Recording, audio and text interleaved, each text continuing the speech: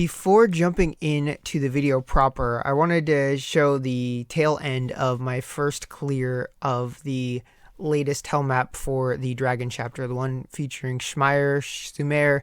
I don't know, sometimes the localization can't even decide what her name is, but spelling wise they ultimately settled on Schmeier. I believe that's a Luxembourgish word, but anyway, this clear kind of showed off some of the fruits of things I'd been working on. My Quence is currently maxed out. Like, I have all of his gates maxed and both of his mementos max limit broken, and he was incredibly helpful with his alchemic crush.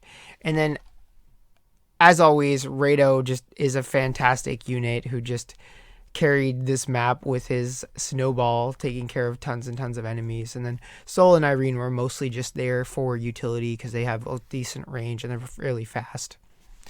So overall, pretty positive experience. I'm glad that it wasn't just you need Schmeier to do really well on it. I'm sure if you have her, that it's probably a bit more fun. You might be able to do certain things more efficiently, maybe get more points, but not a big deal. And then looking through the clear data, there are a diverse pool of clears, and I always like to see that because it's nice when there's room for creativity, But yeah, this time it was just all about the Quence and the Reido. So yeah, let's jump into the video proper.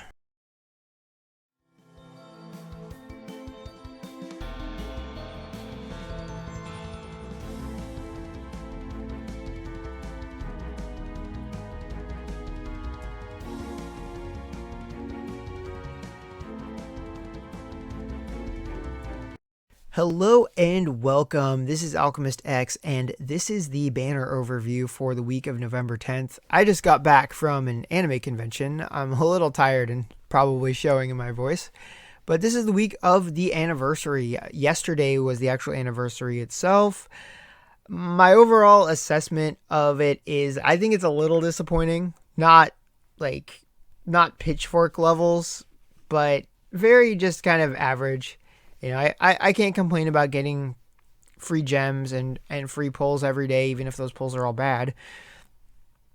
If you're a spender, you can buy yourself a Genesis unit for like 2/3 of the price of what they've sold on Black Friday. I guess that's all right.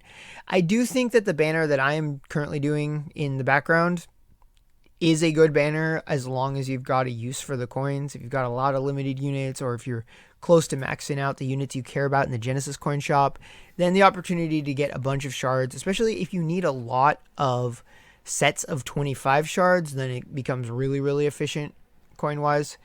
And then if you've got 2 discount tickets, you know, it'll cost you like 13,000 gems. So that's good, but that was within my realm of expectation. They did something very similar last year, and you still have to spend gems to get it. So I don't think it's that great overall. But on the plus side, there is better news, especially if you are a fan of the Shield Hero, because part 2 of that collab, yes, that's right, another case of Global getting a part 2 of a collab. So I think that at this point, now that we've got lightning striking twice, we can safely say that it's no longer taken for granted that if a collab exists, we'll never get the part 2.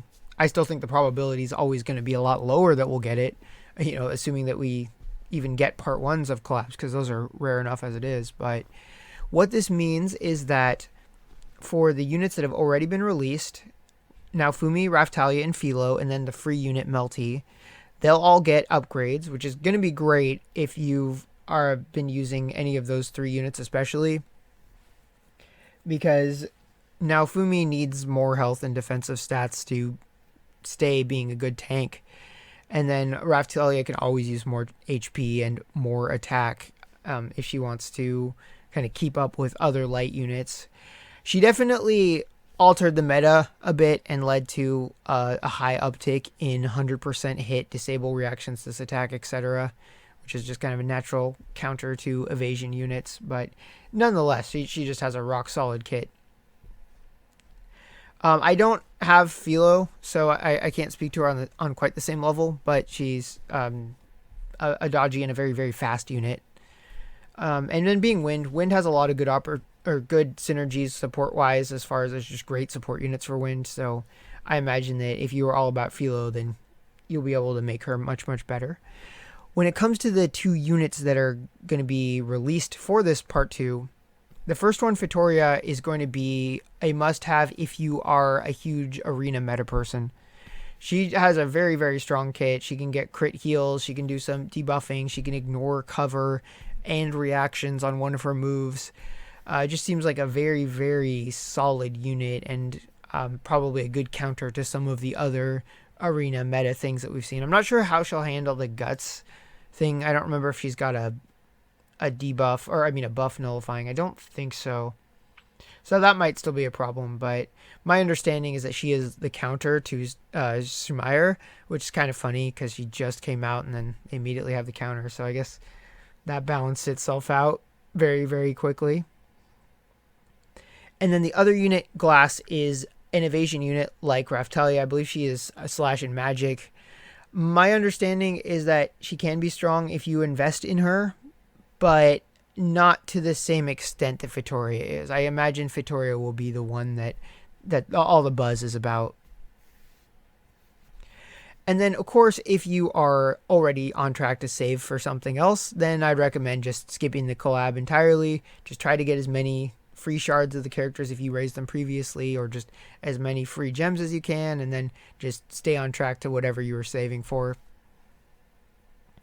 Alright, so I'm going to jump into the banners, and since there's I'm almost like halfway done with this summoning portion, I'll just summarize the rest of it. The rest of the pulls were not good in the least, except that I did get 375 shards of Ikasa as the random set of shards, and for me that was good because I would have been very, very, very far away from getting her Enlightened Bond with Fury maxed out, but now I have it maxed out.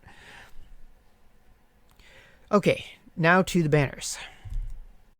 And here we are at the banners. So if you were watching this immediately after it shows up on YouTube, like say the first hour, 2 hours, depending on when it comes out, then this will be applicable. Otherwise, it will not.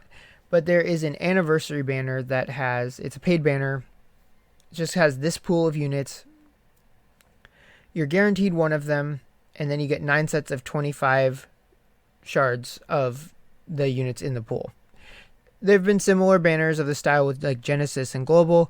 In general, I like this as far as paid banners go, just because even though the ceiling is a lot lower, that you can potentially get shards that are very, very hard to get. I actually like it better than the 100 soul shard banners, because generally speaking, you'll get mostly normal pool units, and then maybe 100 shards of unit if you're really, really lucky, but you might not be.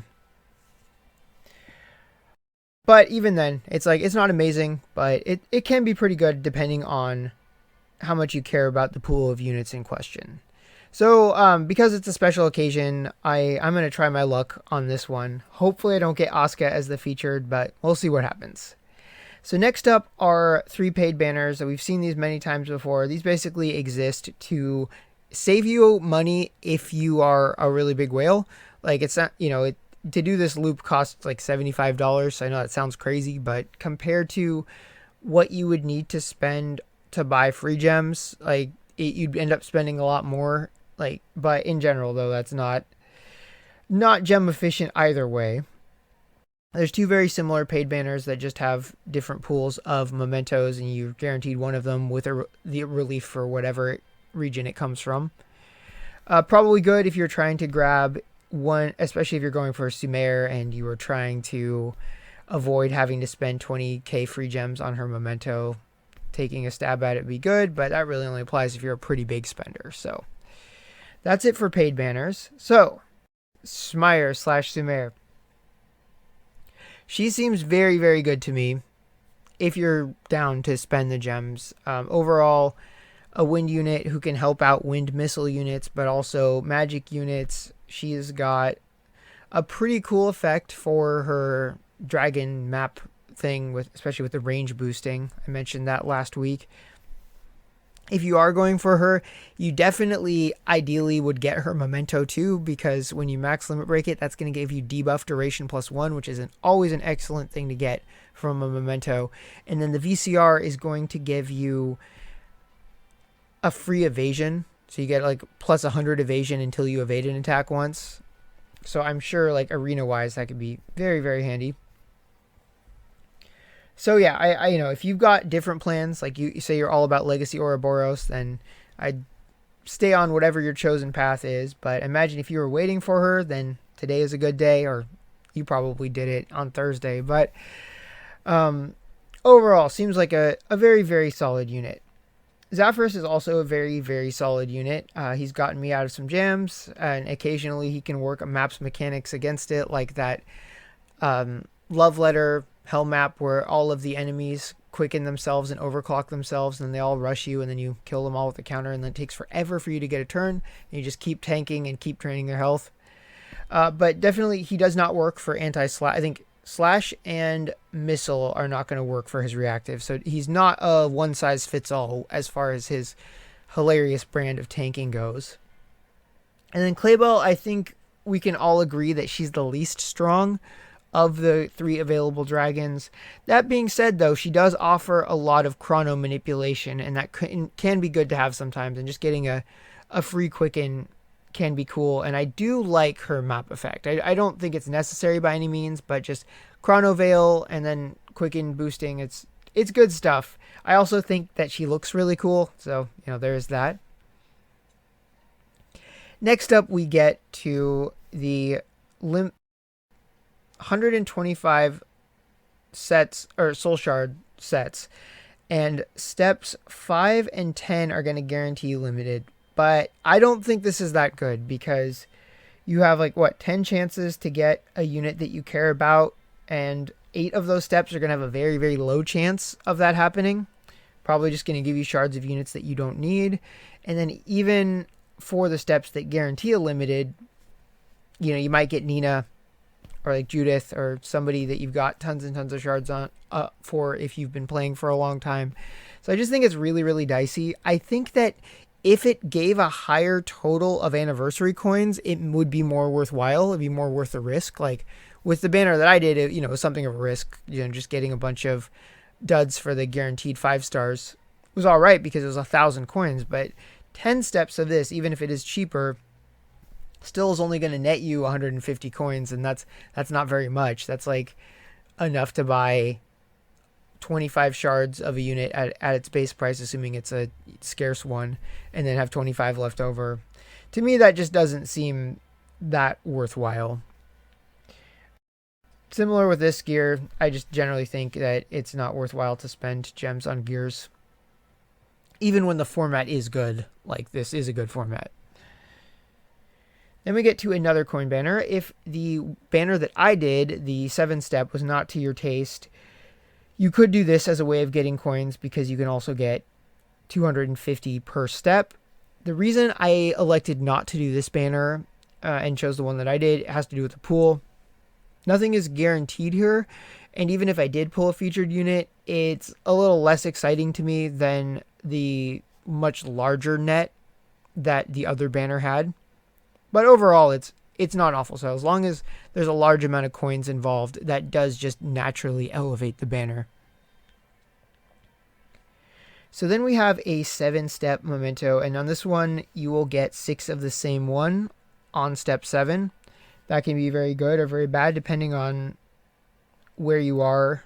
I'd say I would not want to do this because I have at least 3 of the pool already max limit broken. So the odds of that just being a total waste would be pretty high. However, if you like all of the units in questions and have, especially if you have none of their mementos, then suddenly it becomes a much, much better banner. I still don't think it's as good a use of your gems relative to getting shards of really, really scarce units via the coins. Then we have Dragon Memento. I was tempted by this one to just go for Zafiris and Memento, but I decided I'd rather spend 13k than spend almost 20k. So that was the decision that I made, especially because I don't have Claybell or Schmeier, so if I did get lucky pulls, they wouldn't have as much weight. But nonetheless, if you want one of these mementos, it's a reliable way to get it, so that doesn't mean that it's bad. Okay, now last of the new banners this week. This one might be worthwhile depending on where you are as far as protagonists go.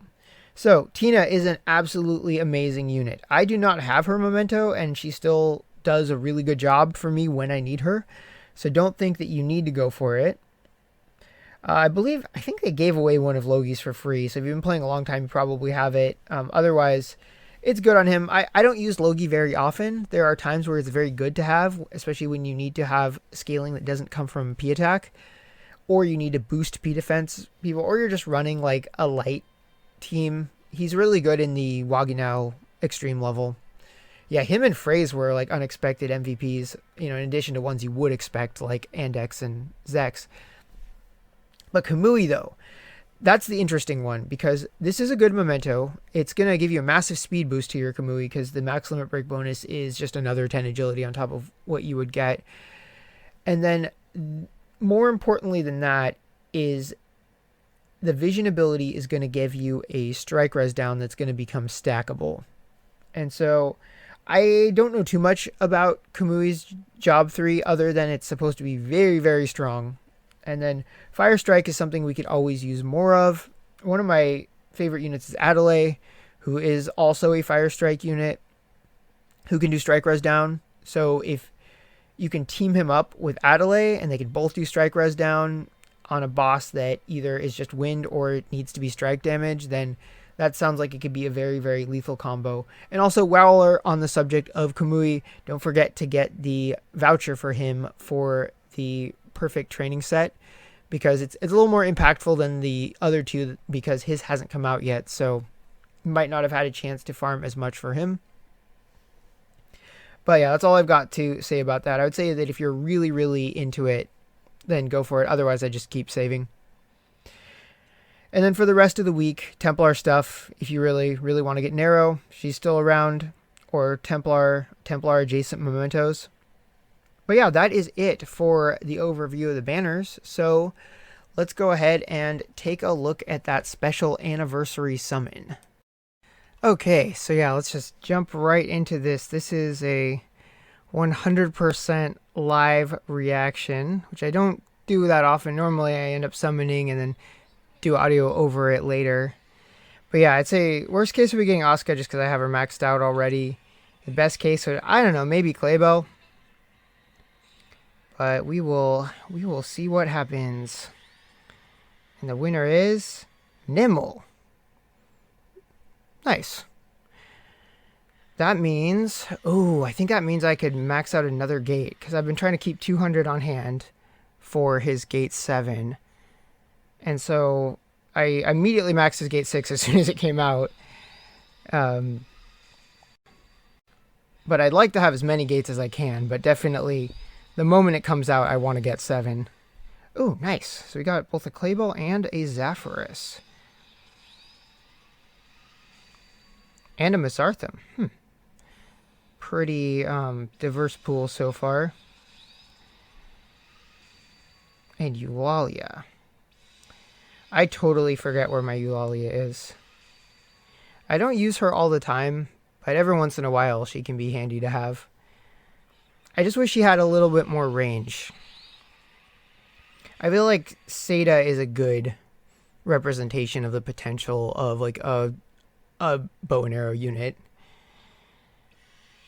Because she manages to get over the hurdles of the like skill use count and makes up for her less than amazing damage with just incredibly good range. And Dark Rock Sand too. So yeah, overall, that was definitely far from the worst case scenario. Got 150 Nimble shards, which are definitely going to go into use immediately. Plus what, I have 50 shards of Claybell now, and now 196 of Zaphorus.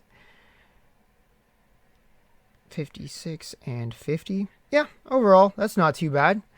Not the best case scenario, but very, very far from the worst case scenario.